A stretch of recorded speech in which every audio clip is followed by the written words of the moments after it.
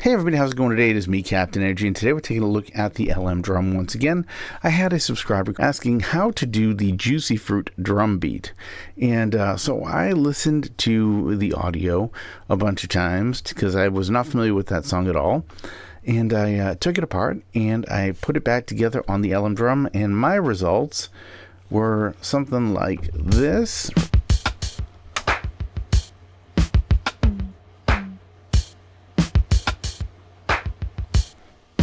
And I'm going to show you now how I put this together so that you'd be able to use this type of drum beat in your LM drum. All right, so let me stop this.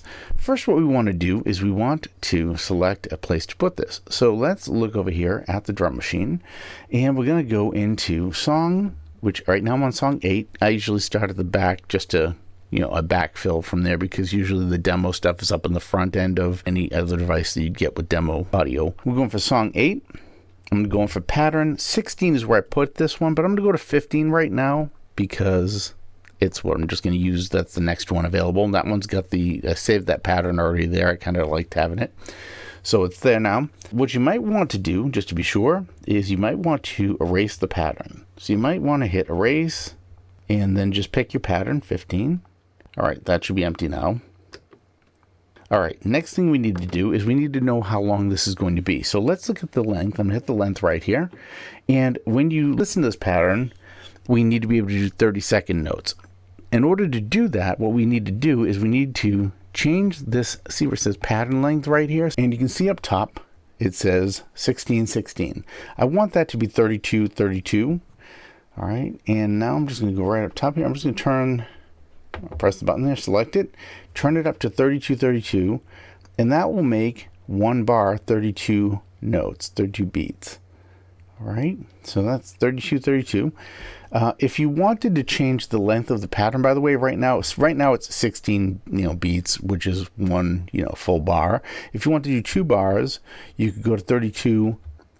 3 would be 48, and then 4 would be 64. To change those numbers, you would use these arrows here. All right, if I want to go up or down, there we go. All right, so I just only want 16, but I'm just showing you that for aesthetics, just so you understand what's going on there. All right, so now we've done that. Let's go right over here next to pattern, because now we're back at the pattern where we were. That length has been set, and what we want to do next is select our first instrument. So let's go over here and see what we have for instruments. Nothing is set up here for instruments. All right, that's fine. We will get that set up right now. To do that, we need to select an instrument bank. So let's go and press bank, and bank 4, which is DT, okay? And I'm just going to say yes, that's fine. Let's give it a listen. All right, so we got some drums in here. Doesn't really matter much what they are.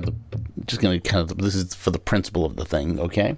All right, so now what we want to do is I'm going to use step record. You could record and just play this live. I just prefer to use step record in situations like this where it's a pretty complicated drum pattern and I don't know that I could actually pull it off live.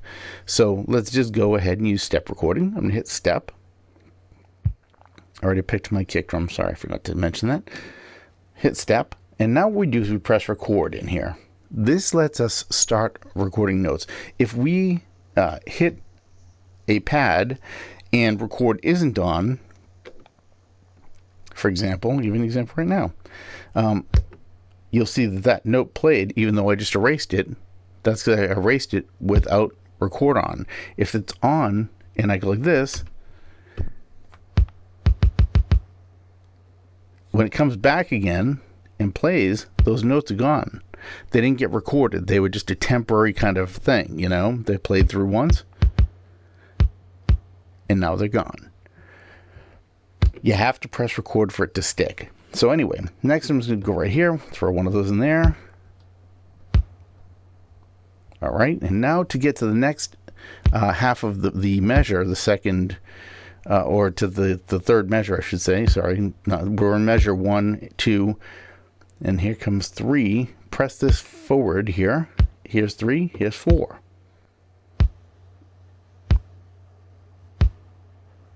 And you can, further get that this is happening if I go up, press pad, and we'll choose a little hi-hat action here. We'll go back into that. Now you notice I just made a mistake. That was, I had the record going when I did that. That's okay. Let's go into the step. You can see they're right here. All right. I can get rid of those. You'll also notice you don't see the lights for the kick drum. This is where it can kind of get confusing, and you really have to pay attention because you need to know where your drums are that you've already set up. All right. I'm going to go right here.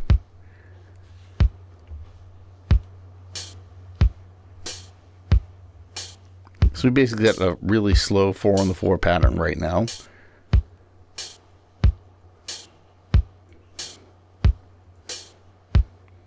One other thing is when you're entering notes here, you'll notice there's two things that happen. We have on, which is a hard hit. If I wanted to hit softer, I can hit it again and it will blink and you'll get that a lighter velocity. So that can kind of be neat if you want to do something, like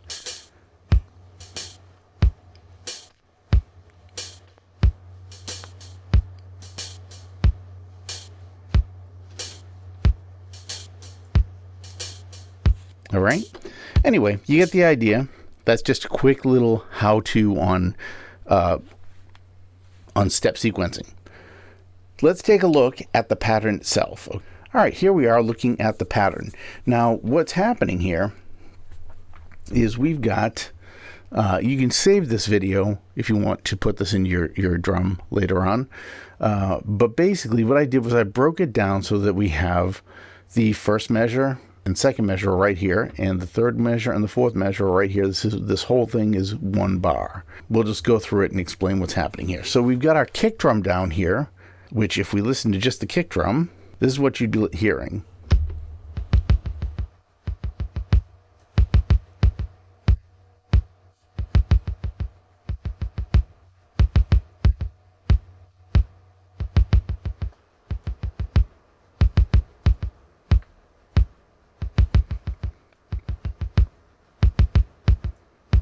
That's basically the kick drum pattern right there. Next, we added the snare. So that is right here. Only 2 snares.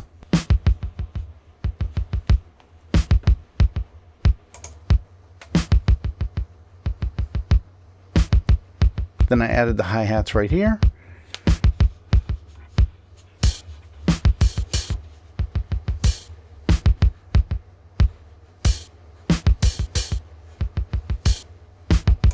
Two toms going on.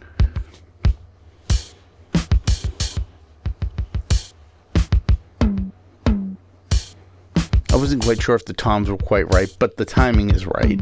You can feel free to take liberty with this and do whatever you want. Then I threw in the clap. It's 2 claps. All right, and then the side stick.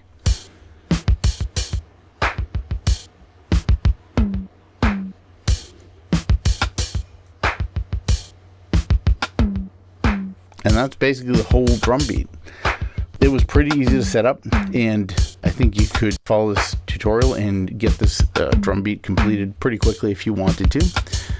Let me know if that was helpful and got you started at least making step sequence beats. If you have any questions, hit me up. I can break down another beat if you want. Later on, I can do any beats you want to check out. I'd be happy to try and look at anything else for you if you want me to. One more little quick tip for this video is that I've had a few people ask me about the velocity of the drums when you play them on here, because you will notice that if you're playing these with velocity sensitivity turned on, they're very quiet, and that could be problematic. You could find yourself not being able to hear what you're playing, and it's a pretty it's a nice feature, velocity sensitivity. However, okay, we'll use this tambourine for an example. This tambourine, you have to really kind of hit it hard to get that tambourine to sound, okay? Even though you can see right here, that's the volume all the way up.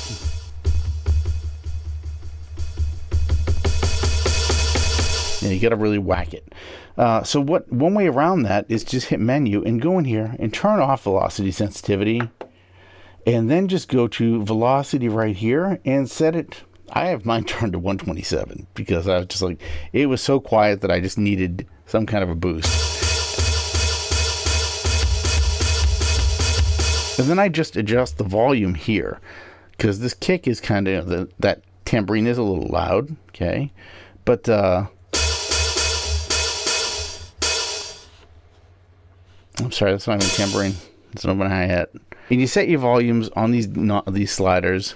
Setting your volumes on the sliders and setting the velocity to 127 will basically give you a lot more control over everything.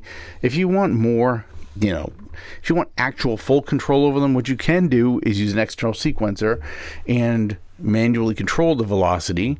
But it is a pain to get it to trigger right off these pads. The pads are nice, but the velocity sensitivity settings on them are need a little bit of tweaking. I feel like they're not perfect. I feel like you have to hit these way too hard to get good level out of them. That's just my opinion, but I've had a couple other people contact me about it, so I'm assuming it's not just my opinion. That's my second little tip here, so hopefully that helps.